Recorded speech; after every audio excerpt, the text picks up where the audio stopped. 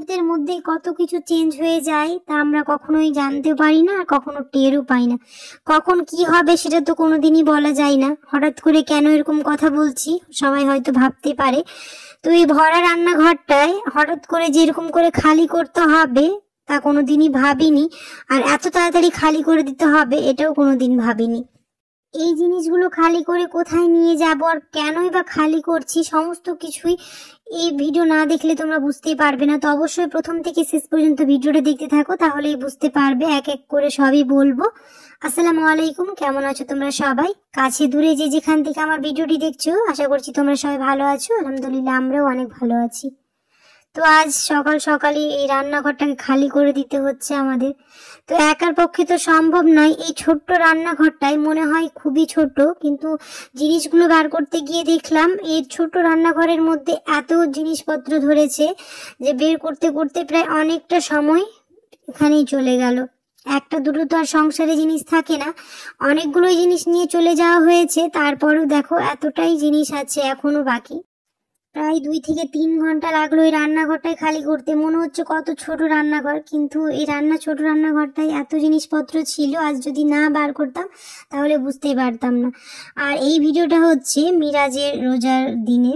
তো মিরাজের যেহেতু 2টো রোজা করতে হয়, তো এখন রোজার জন্য ইফতারের জন্য সব খেজুর বের করে নিচ্ছি। আর এখন যেহেতু রান্না হবে, ফ্রিজে মাছ ছিল তো মাছটাও বের করে নিলাম, এখন রান্না হবে তার জন্য। এদিকে আর কিছুক্ষণের মধ্যে ইফতারি টাইম হয়ে যাবে, আর এই মাছগুলো উপরে নিয়ে যাবো। আর রান্নাঘর তো পুরো খালি করে দিয়েছি, এখন তো নিচে রান্নাঘরে একদমই রান্না করা যাবে না, তো সব কিছু নিয়ে আমরা উপরেই চলে এসেছি। তো উপরেই সব রান্না বান্না খাওয়া দাওয়া সব এখানেই হবে। আর ছাদটাকেও খালি করে দেওয়া হয়েছে, এখানে সব রান্না হবে। আর আজ মাটির উনুনে ভাত রান্না হচ্ছে। আর এইদিকে ভাত চাপিয়ে ওইদিকে ওই কাজগুলো করছিলাম, আর ভাত উঠলে এরকম ফ্যানগুলো পড়ে গেছে, তো ওই উনুনটাও নোংরা হয়ে গেছে, তো ওটাও পরিষ্কার করে নেব আগে। এই ইফতারি প্রিপারেশন গুলো করে নি, কারণ বেশিক্ষণ সময় নেই হাতে। এদিকে সবকিছু রেডি চলছে, আর কিছুক্ষণের মধ্যে ইফতারি সময় হয়ে যাবে। সকালবেলার দিকে বাইরে গিয়েছিলাম এই রান্নাঘরটা খালি করার আগে।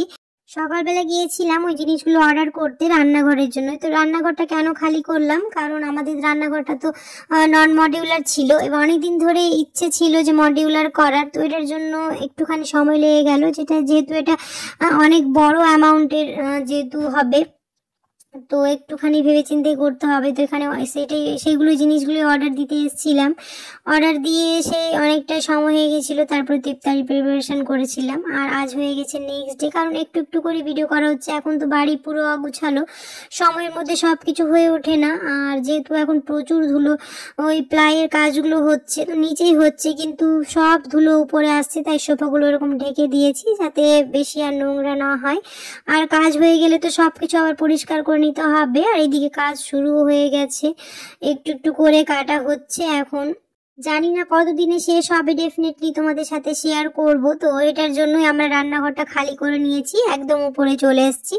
আজকে হয়ে গেছে পরের দিন সকালবেলায়, আজ বড়ি দেওয়া হচ্ছে। তো এখানে বড়ি দেওয়া হচ্ছে। আর এখন সময়ের মধ্যে কোনো কিছুই করে উঠতে পারছি না, যেহেতু সব কিছু রান্না তো এখন উপরেই হচ্ছে, খাওয়া দাওয়া সব কিছুই উপরে হচ্ছে, নিচে এখন টোটালি বন্ধ আছে সব কিছু, যেহেতু নিচে কাজ হচ্ছে তার জন্য একটুখানি প্রবলেম হচ্ছে।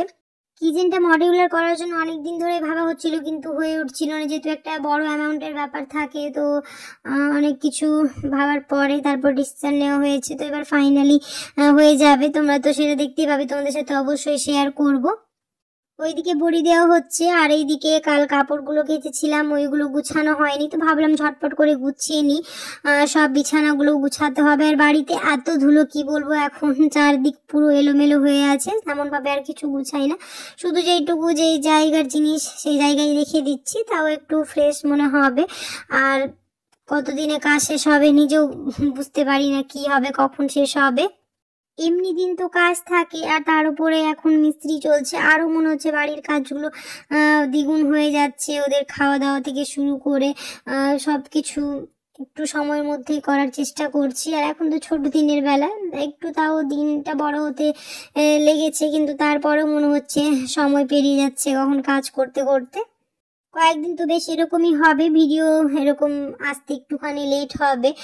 সবকিছু যেহেতু অগোছালো হয়ে আছে, খুব তাড়াতাড়ি নতুন নতুন টিপস ভিডিও আসবে তোমাদের জন্য, আর নতুন নতুন ব্লগ ভিডিও তোমাদের সাথে শেয়ার করব। আশা করব অবশ্যই তোমাদের ভালো লাগবে। আর যদি ভালো লেগে থাকে তাহলে অবশ্যই আমার চ্যানেলটাকে সাবস্ক্রাইব করে দিও, আমার পাশে থাকা বেল আইকনটাকে প্রেস করতে একদমই ভুলো না। ভিডিওটাতে একটা লাইক করে দিও, আর কমেন্টে জানাতে ভুলো না আমার ভিডিওগুলো কেমন হচ্ছে। আর তোমরা আগের ভিডিওগুলোতে খুবই রেসপন্স করছিলে, প্লিজ এরকম করে আমার পাশে থেকো। আমার ভিডিওগুলোতে কমেন্ট করো কেমন লাগছে আমার ভিডিওগুলো, সেগুলো কমেন্টে জানাতে ভুলো না। তোমাদের একটা কমেন্ট, একটা লাইক আমাকে আরো অনেক মোটিভেট করবে ভিডিও বানাতে। তোমরা আমার পাশে থেকো যাতে নতুন নতুন ভিডিও, মানে খুব ভালো ভালো ভিডিও তোমাদের জন্য বানাতে পারি। তো গল্প করতে করতে অনেকটাই কাজ হয়ে গেল, অনেকগুলো কাপড় কাচা হয়েছিল, তো এখন ঝটপট করে কাপড়গুলো সব গুছিয়ে নিচ্ছি, কারণ তারপরে তো আরো অনেক কাজ আছে। এই কাজগুলো হয়ে গেলে অনেকটাই শান্তি তাহলে। আর সকালবেলার দিকে ওই জিনিসগুলো অর্ডার করে এসেছিলাম, আর সন্ধ্যেবেলার দিকেই চলে এসেছিলো। তারপরে দিন থেকেই কাজে লেগেছে মিস্ত্রিগুলো।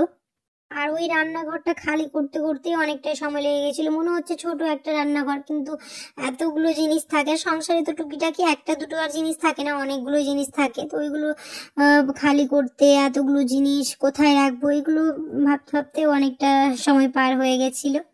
বাড়িঘর অগোছানোর সাথে সাথে ভিডিওগুলো কেমন যেন আমার অগোছালো হয়ে যাচ্ছে, কিন্তু খুব তাড়াতাড়ি নতুন নতুন টিপস ভিডিও, নতুন নতুন ব্লগ ভিডিও তোমাদের জন্য নিয়ে আসবো।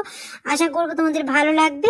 অবশ্যই আমার পাশে থেকো, চ্যানেলটিকে সাবস্ক্রাইব করে দিও, কমেন্টে জানাতে ভুলো না কেমন হয়েছে, আর অবশ্যই ভিডিওতে একটা লাইক করে দিও। তো গল্প করতে করতে আমার কাজগুলো হয়ে গেল। আজকে ভিডিওটি তাহলে এখানে শেষ করছি। দেখা হবে খুব তাড়াতাড়ি নতুন একটি ভিডিওতে। সবাই খুব ভালো থাকবে, সুস্থ থাকবে, সাবধানে থাকবে। আল্লাহ হাফেজ।